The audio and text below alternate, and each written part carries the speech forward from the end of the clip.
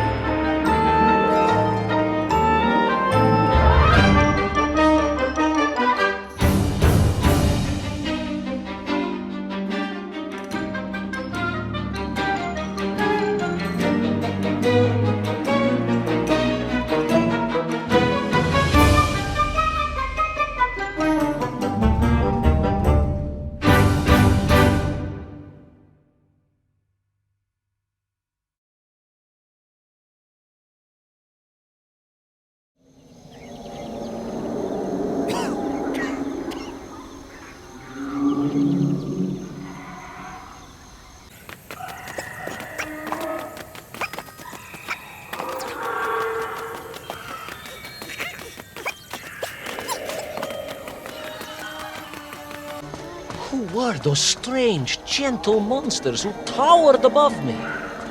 I could only guess they were the lost tribe of the Menf, an earlier race of people.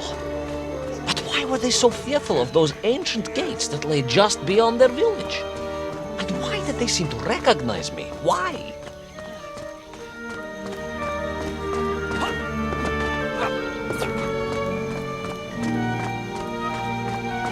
Yes, I'm also wondering why. Ну а как же, генерал? Who was I to question such things? Trapped as I was deep underground. I was more curious, I must admit, about the location of little Orpheus.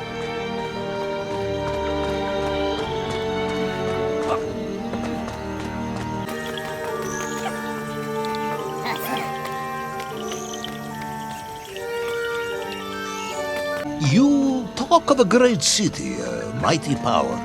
Yet your nymph squatted like savages in huts at its boundary. They did. And the answer to that mystery lay beyond my grasp at that point. Because it was a wonder, it truly was.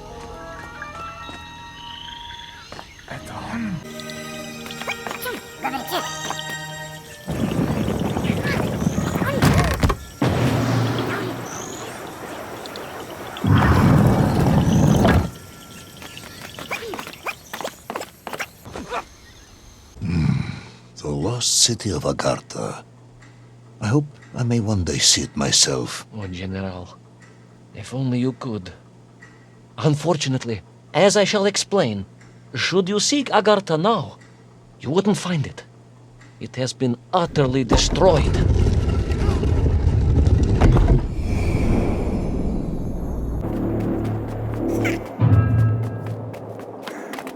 Utterly destroyed? Utterly, General, a tragic loss. A convenient loss. I imagine archaeologists weeping as I tell you. But most importantly, before we continue, you must understand one crucial fact about its destruction. Which is? It wasn't my fault.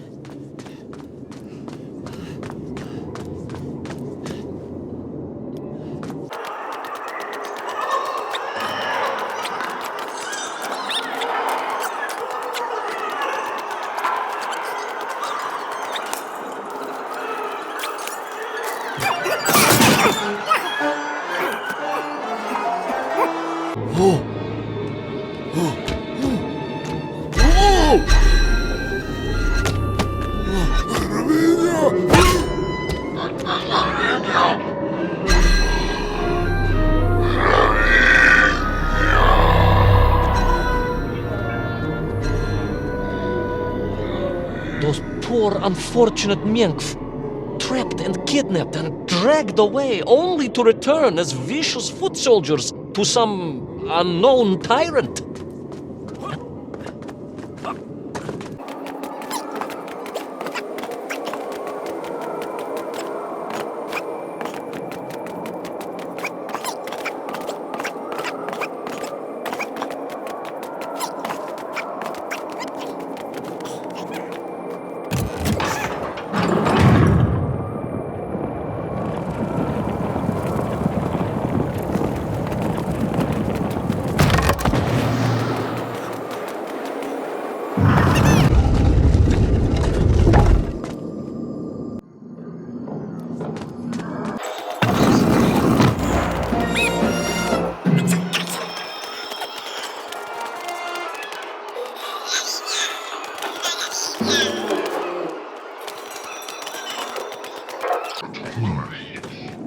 An ancient technological metropolis, powered by a glowing resin, carved from the very earth? A glowing resin carved from the very earth.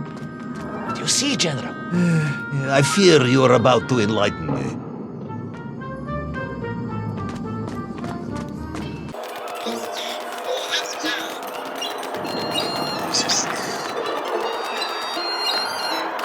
Little Orpheus must have been drained by the impact, but whoever had stolen it and brought it here was no doubt planning to use the Agarthan resin to charge up the atomic bomb, restoring the device to its full potential. What sort of man would come up with such a monstrously reckless scheme? Perhaps the type of man who has such limited understanding of atomic energy that he thinks an ancient metropolis can be powered by shiny marbles.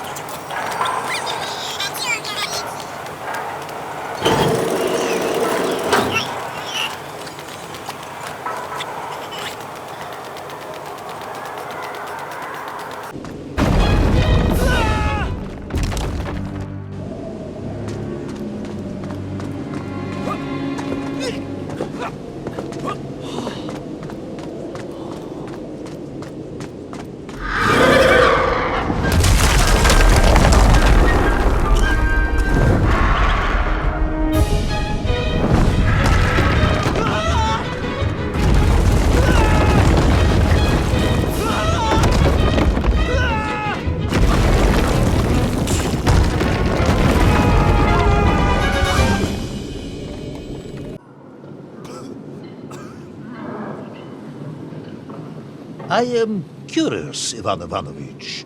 You talk and talk about this great subterranean city. Yet what you describe sounds strangely familiar. It does in some way bear an uncanny resemblance to the glorious architecture of Comrade Alexei Dushkin. Wouldn't you agree? Нет, General. I have never heard of this great Tavarish Dushkin or his works. Interesting. Because you were photographed on the steps of his marvelous Vysotka na Krasnich Varotach, shaking hands with the Glavny Constructor. That was the chief designer? The sweaty little fat man with the bad hearing? Mind your mouth, Ivan Ivanovich. And don't think you can distract me by slandering one of the great visionaries of our time. Without him, neither of us would be sitting here now. Must remember to thank him for that, General.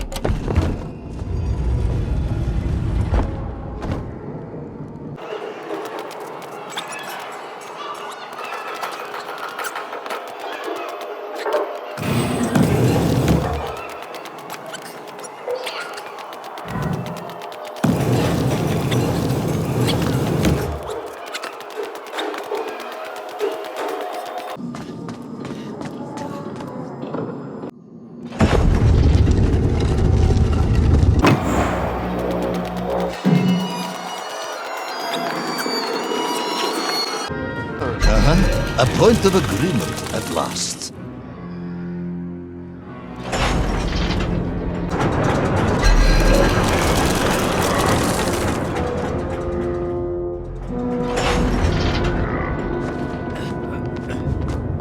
Those enslaved mink were trying to stop me.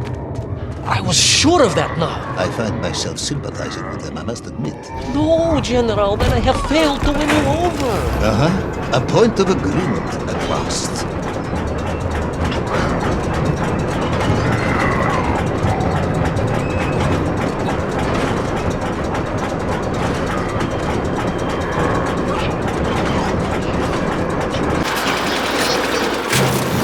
I must ask again, General. Are you mocking me? That would be unprofessional, comrade. I will try harder to convince you then. It is, after all, a cautionary tale of unleashed tyranny. It is a cautionary tale of unleashed idiocy. But please, do continue.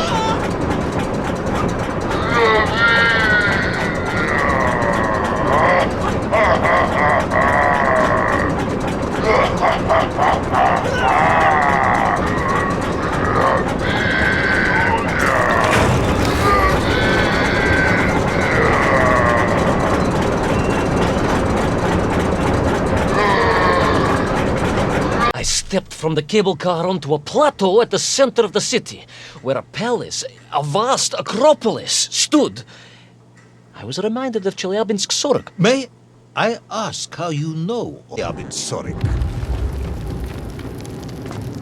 My Aunt Masha was a traveling tinker who married a beef investigator from Zlatoust. She told me of a secret but wonderful city in the west, an edifice of sheer power, humbly serving the will and needs of the people. Yes, unfortunately, that story didn't end so well. No, that's what Auntie Marcia told me. And perhaps that is why I was also reminded of it.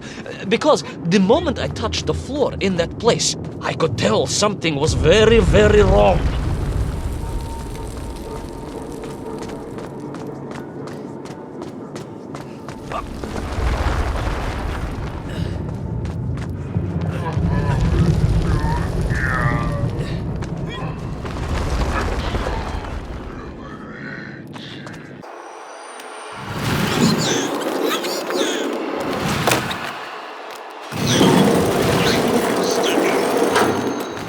The ground had begun to shake alarmingly, and the whole city felt as if it was shuddering. I could only imagine what I would find in the heart of the vast temple. If it isn't a giant glowing marble, I'm going to be very disappointed.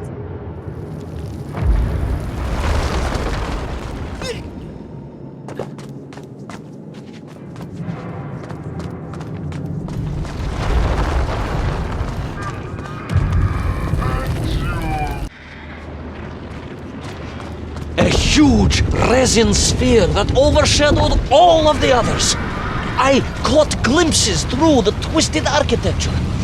And it was then I saw him. Him? The thief, the enslaver, the tyrant, sucking the power from this wondrous city as he drained the very lifeblood of the ancient civilization and drew it into the atomic embrace of little Orpheus. With a song in my heart, I raced onwards to stop him.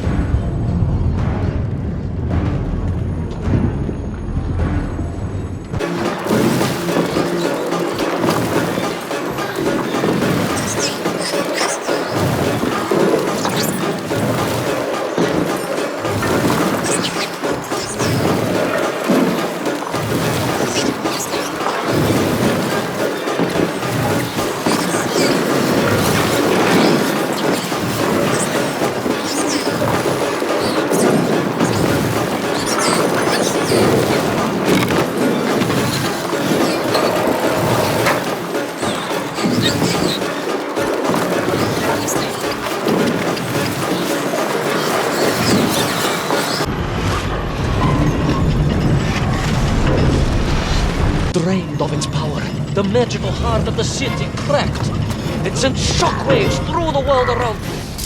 You monster, General, willing to bring down the mountain itself upon Agatha and bury it forever in his ruthless scheme! I could not save that wondrous place, General, to my shame and regret.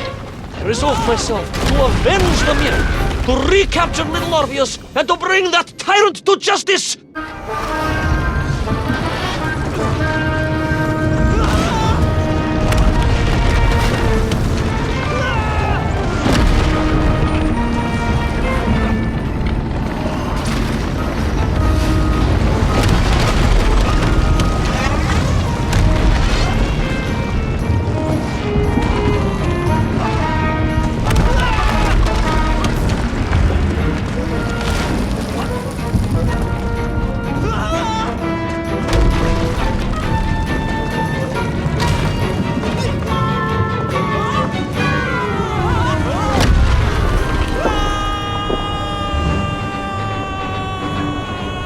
Will our plucky yet careless hero fall forever through those unknown skies? Will he discover the identity of the brutal thief commanding the army of the Menf? What chance does he have of ever returning to his beloved homeland? How long can the General's patience last? All of these questions and more will definitely be answered in the next exciting episode of Little Orpheus!